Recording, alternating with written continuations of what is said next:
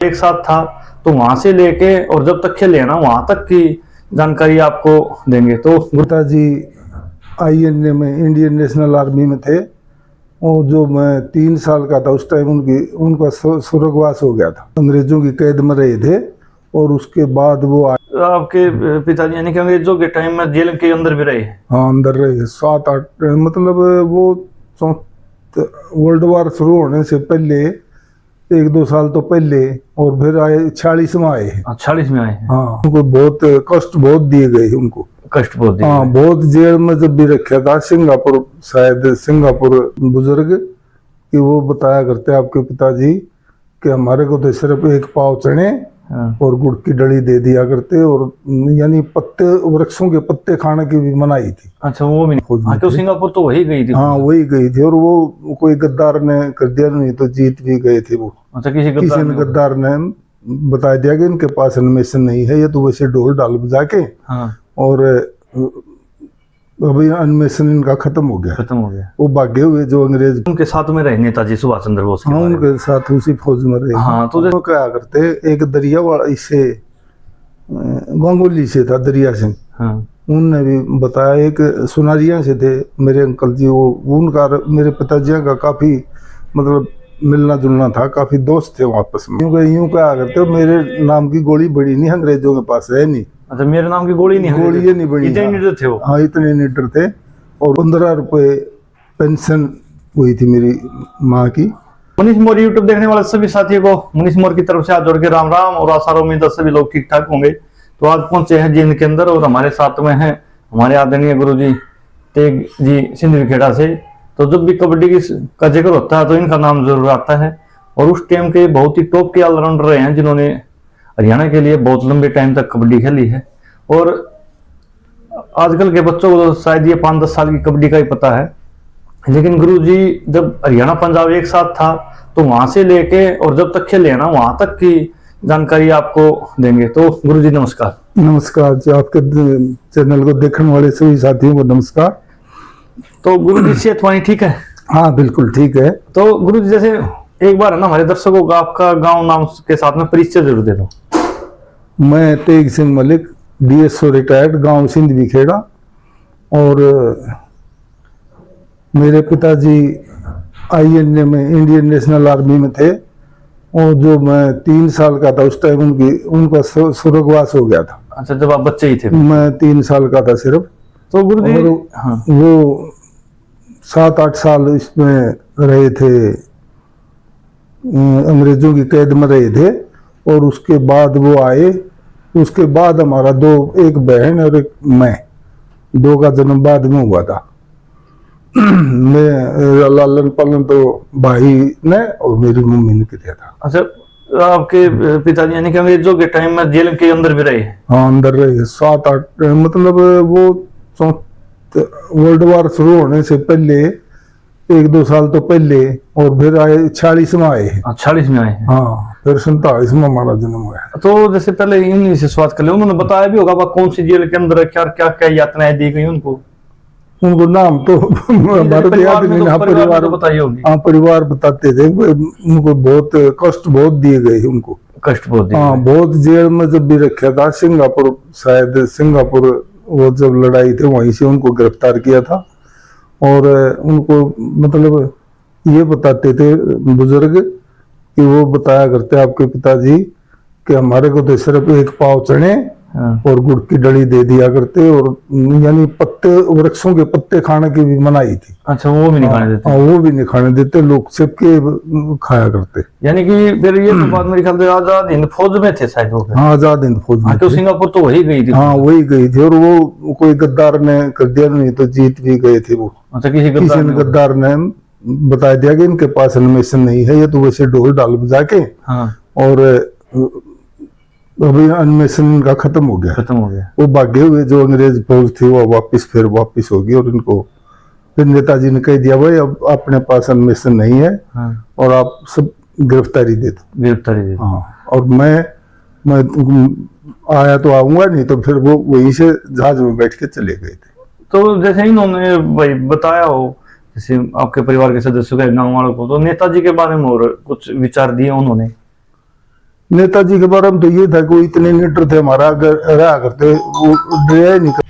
तो जैसे गुरुजी आपके पिताजी तो फिर उनके साथ में रहे, नेताजी सुभाष चंद्र बोस के हाँ, बारे में। उनके साथ उसी फौज में रहे। हाँ, तो जैसे उनके बारे में मान लो बहुत सी बातें ऐसी है जो सामने आई, लेकिन अनगिनत बातें ऐसी हैं जो भाई बिल्कुल छिपी गई। तो उनके बारे में कुछ परिवार को या गांव वालों को बताया उन्होंने? नहीं, उनके बारे में ज्यादा तो मुझे पता नहीं, लेकिन वो यूं कहा करते, एक दरिया वाला इससे गंगोली से था, दरिया से। हाँ। उनने भी बताया, एक सुनारिया से थे मेरे अंकल जी, वो उनका मेरे पिताजी का काफी मतलब मिलना जुलना था, काफी दोस्त थे वो आपस में अच्छे। हाँ, हाँ।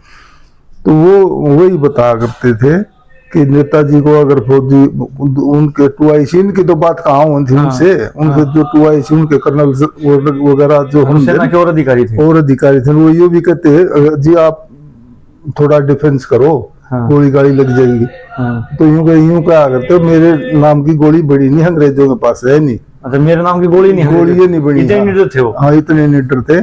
और मतलब उनके एक शब्द पे सारे के सारे जितने भी सिपाही थे, फौजी थे, कर्नल थे, वो जान देने के लिए भी तैयार रहा करते। इतना मतलब उनका प्रभाव था।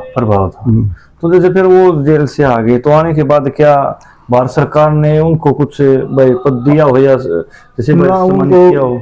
उनको कुछ नहीं मिला मेरे ख्याल से। आने के बाद कई साल के बाद 15 रुपए पेंशन हुई थी मेरी माँ की, तो वो भी बटंडा वगैरह हैंड के ज्यादा वो करके मेहनत। और जब मेरे पिताजी यहाँ आए तो जींद में स्टेशन से आके मंडी में आ गए थे वो। हाँ। तो गांव का एक आदमी था रामकरण, तो उसने मेरे पिताजी ने कहा रामकरण, तो पहचान में कहाँ थे वो। हाँ। मेरे पिताजी मेरे से भी ज्यादा बॉडी थी, बहुत अच्छी सेहत थी उनकी। हाँ। 6 फुट की हाइट, बहुत अच्छी सेहत थी। तो वो उस टाइम बिल्कुल डिकड़े जैसे हो रहे थे। हाँ। तो पहचाने नहीं। अच्छा। बोला भाई मैं मुंशी हूँ, तो उसका जची नहीं। हाँ। बोला भाई मुंशी तो कौन तू? हाँ। बोला ना मैं, फिर मैंने बोला गांव के सारे उनका नाम लिया ना, गांव आया कहा भाई मेरा वो है। हाँ।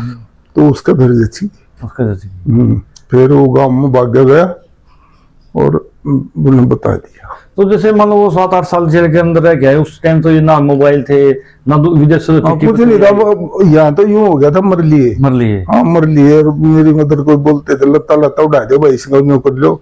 हाँ। फिर माँ ने मना कर दिया। मना कर। तो फिर तो परिवार में बहुत खुशी होगी भाई, क्यों उनका बेटा ये मान लो मौत के मुंह से ही थे।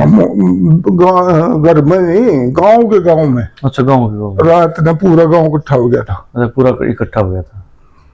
तो फिर जैसे भाई उनके जो मान लो 7-8 साल उन्होंने इतना, मान लो उसमें क्या होता है, उसमें तो मान लो जिया भी मुश्किल से है। हाँ, मुश्किल से, यानी लड़ाई लड़ी। हाँ। फिर वो कुछ दिन जेल में रखे। हाँ। तो लड़ाई शुरू होने के बाद, वर्ल्ड वार शुरू होने के बाद, तो फिर घर तो आना ही नहीं था। हाँ। घर तो आए नहीं वो। मेरे ख्याल 38-39 में तो शुरू हुई थी वार। हाँ। तो 37-38 से वो तैयारी शुरू हो गई थी। उसके बाद वो 40 में 40 में आए। 40 में आए। हाँ। तो फिर उनका स्वर्गवास फिर कौन से साल में हो गया था? स्वर्गवास हो गया था। मेरे बाद एक बहन हुई पैदा। हाँ। मेरे ख्याल वहाँ 2-3 साल जिए फिर मैं। अच्छा अच्छा। हाँ, मैं 3 साल का बतावे थे भाई, 3 साल का था जब उनकी डेथ हो गई थी। डेथ हो गई थी। तो टीबी होगी। टीबी। क्यों, खाना पीना तो कुछ मिला ही नहीं था। हाँ। हाँ। तो जैसे मान लो वो उस टाइम भी विदेश तक लड़ाई लड़के आए हैं। हाँ, तो मान लो भाई शरीर तो अच्छा था ही, तो फिर मान लो एक स्टडी लेवल भी बाहर जाके तो सब कुछ नॉलेज हो जाती है। हाँ, वो तो अनपढ़ तो थे ही। हाँ। लेकिन उन्हें पता लग गया था भाई,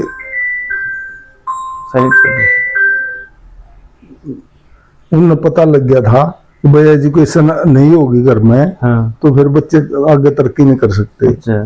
तो वो तो उससे पहले मेरी मदर को उन्होंने कहा था। हाँ। कि ये तो लड़का तो, जब मेरे बड़ा भाई था काफी अंतर था 8-10 साल का। हाँ। हाँ। तो ये तो पढ़े नहीं पावे। लेकिन छोटे ने पढ़ा दियो। अच्छा, छोटे ने पढ़ा दिया। हाँ। तो फिर यानी कि माता जी ने पूरा ध्यान रखा फिर आपका? हाँ, फिर मैं भी लग गया था, पानी पूरी जान लग गया था। हाँ। फिर पता नहीं, मैं पहले गया था स्कूल में, नहीं मेरा ध्यान भी नहीं, लेकिन पहले प्रौढ़ शिक्षा हुआ करती। अच्छा रात को टीचर के पास जाया करते, बुजुर्ग वगैरह या जो पढ़ते नहीं थे स्कूल में, वो रात को जाया करते, रात को जाया वो पढ़ाया करते उनको। वो पढ़ा कर तो मास्टर जी के पास हम गए, मेरे को कहने लगे, भाई ये तू आता है तेरे को कोई अक्षर? मैं जी हाँ हैं।